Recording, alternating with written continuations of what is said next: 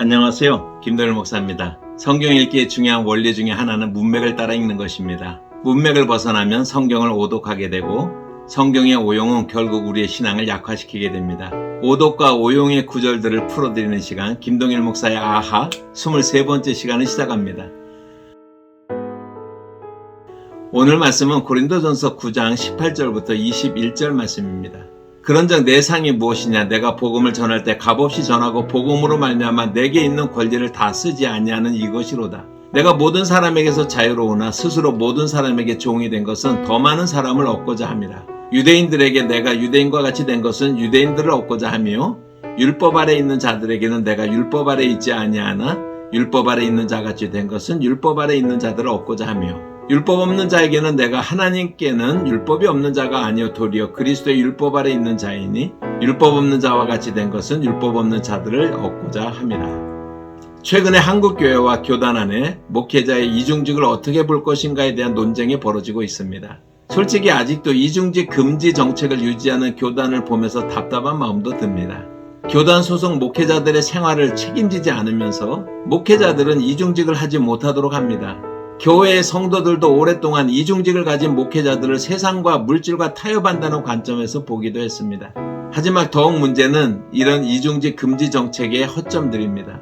목회자의 아내들도 일을 하지 못하게 하지만 정작 목사나 그 부인이 교사나 교수, 의사, 변호사 등 전문적인 경우는 묵인합니다. 이중직 금지를 이야기하지만 암묵적으로 묵인하면서도 교단 정치적으로 문제가 되면 갑자기 문제를 삼는 경우도 있습니다. 오늘은 목사의 이중직의 찬반이나 문제점을 다루려는 것이 아니라 이런 문제가 불거질 때마다 등장하는 바울의 자비랑 선교에 대한 이해를 돕고자 합니다. 일부 교단이 이중직 금지를 유지하는 정책을 시행하는 것도 시대착오적이지만 그 반대편에 일부 교회나 성도들의 잘못된 시각도 있습니다. 바로 위대한 바울도 자비랑 선교를 했는데 하는 입장입니다. 목회자의 이중직에 대한 각각의 입장의 차이점에도 불구하고 변할 수 없는 분명한 사실은 바울이 자비랑 선교를 했다는 그 자체입니다. 사실 바울의 텐트메이커 사역은 특별한 배경 속에서 이해되어야 하는데 우리의 논의는 본질에서 벗어나 초점이 흐려진 경향이 있습니다. 바울의 자비랑 사역을 이해하려면 고린도전서 9장을 이해해야 합니다. 이제 바울의 텐트메이커 사역, 자비랑 사역을 검토해 보도록 하겠습니다. 결론을 먼저 말씀드리면 바울의 자비랑 선교를 했다는 사실이 중요한 것이 아니라 왜 자비랑 선교를 했는지를 이해해야 한다는 것입니다. 바울의 자비랑 선교는 큰 돈을 벌어서 외부의 도움 없이 자립하면서 안정된 환경에서 선교를 하기 위한 것이 아닙니다. 바울의 자비랑 선교는 특별한 이유가 있습니다. 고린도전서 9장에서 바울은 자신이 왜 자비랑 선교를 택했는지를 스스로 설명하고 있습니다. 혹자들은 바울이 천막 만드는 직업이 꽤 돈벌이가 되는 직종이어서 비즈니스적으로 성공했고 경제적으로 안정될 수 있었을 것이라고 주장하기도 합니다. 하지만 이것은 설득력이나 합리성에 있어서 받아들이기 어려운 주장입니다. 바울이 교회의 후원을 모두 거절하고 완전히 자비랑 선교를 한 것도 아닙니다. 바울에게 선교 헌금을 보내진 빌립보 교회에 보낸 감사 편지가 빌립보서입니다. 고린도전서 9장은 사도의 권리를 설명하지만 자연스럽게 오늘날 목회자의 사례와 사역비의 원리로 사용될 수도 있습니다. 그래서 저는 사도를 목회자로 적용해서 설명을 하겠습니다. 우선 사도들의 권리 조항이라 불리는 고린도전서 9장에 드러난 목회자의 사례에 대한 바울의 입장은 목회자들이 교회에서 사례를 받는 것이 정당하다는 대원칙을 견지합니다.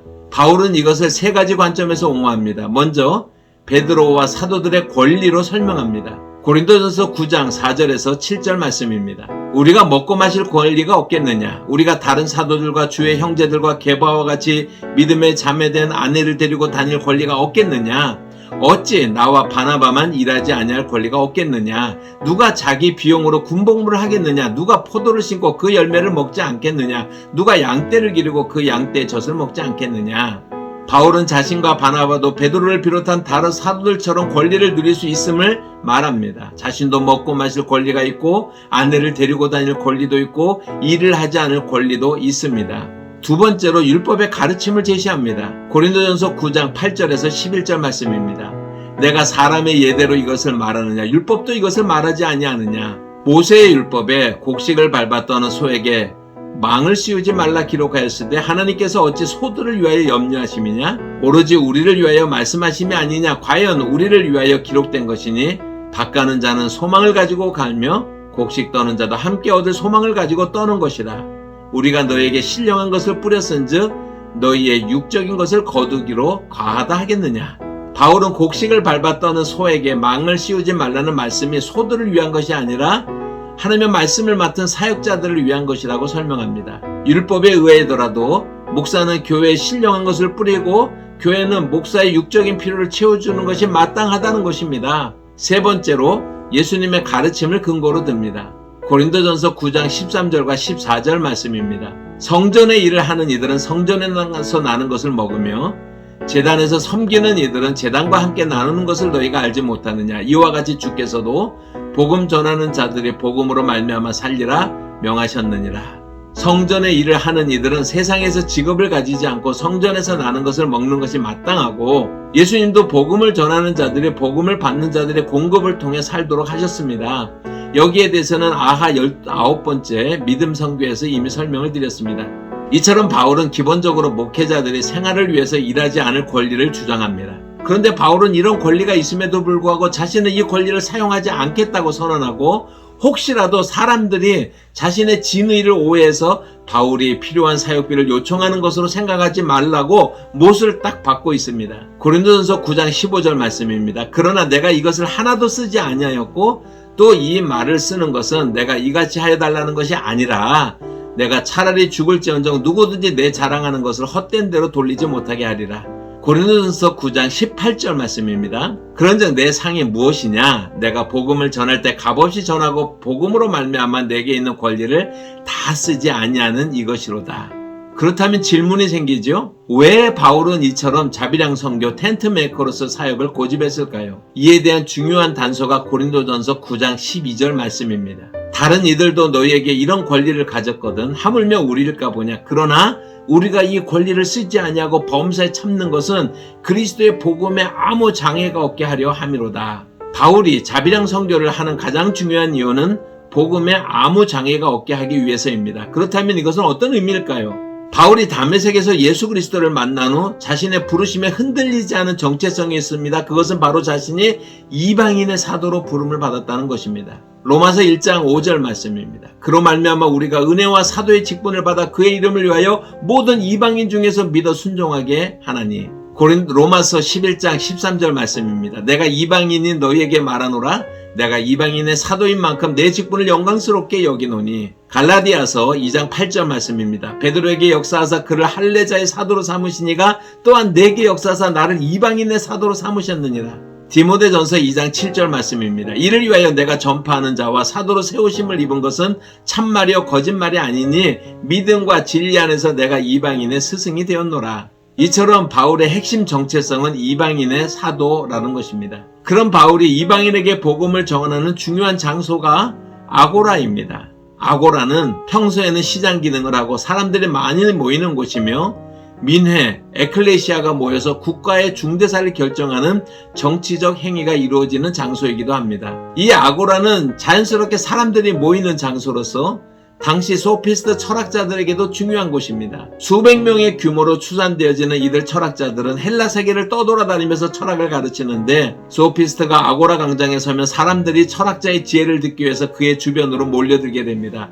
그리고 소피스트 철학자들이 가르침에 감동된 사람들이 후원금을 내고 이 후원금이 떠돌이 소피스트 철학자들의 생계의 수단이 되는 것입니다. 바울이 12절에 말한 그리스도의 복음에 아무 장애가 없게 한다는 말은 이 소피스트 철학자들과 관련이 있습니다. 바울도 소피스트 철학자들처럼 헬라 세계를 다니며 아고라에서 이방인들을 만나 복음을 전했습니다. 아고라에 모인 아직 복음을 들으지 못한 헬라인들은 바울의 모습을 보고 자연스럽게 소피스트 철학자들을 연상하게 됩니다. 그런데 바울이 헬라인들에게 복음을 전하고 그들의 후원을 통해서 생활하게 되면 소피스트 철학자들과 동일시될 수가 있는 것입니다. 바울은 자신이 전하는 영생을 얻는 예수 그리스도의 이 거룩한 복음이 소피스트 철학자들의 값싼 철학과 비교되지 않도록 곧 그리스도의 복음에 장애가 없도록 주의를 기울인 것입니다. 그래서 자신이 청중들의 후원으로 살아가는 소피스트 철학자들과 다름을 분명하게 하는 차원에서 모금을 하지 않았고 심지어 복음의 열매인 이방인 그리스도인들에게 사도의 권리를 주장하지도 않았던 것입니다. 지금까지 사도들의 권리 조항이라고 불리는 고린도전서 9장의 말씀을 통해 바울의 자비랑 선교의 의미를 살펴보았습니다. 오늘날 우리는 바울의 자비랑 선교의 깊은 의미를 놓치고 있지 않은지 생각해야 합니다. 자비랑 선교가 유일한 길일 수도 유일한 해결책일 수도 없습니다. 자비랑 선교를 하느냐 이중직을 가져야 하느냐보다 더 중요한 것은 왜라는 질문입니다. 그런 의미에서 바울이 제시한 그리스도의 복음에 아무 장애가 없게 하기 위함이라는 원칙은 오늘날에도 유효합니다. 감사합니다. 다음 주에는 김동일 목사 아하 24번째 시간으로 사사기 7장 1절부터 7절을 본문으로 기도원의 300용사에 대해 설명드리겠습니다. 감사합니다.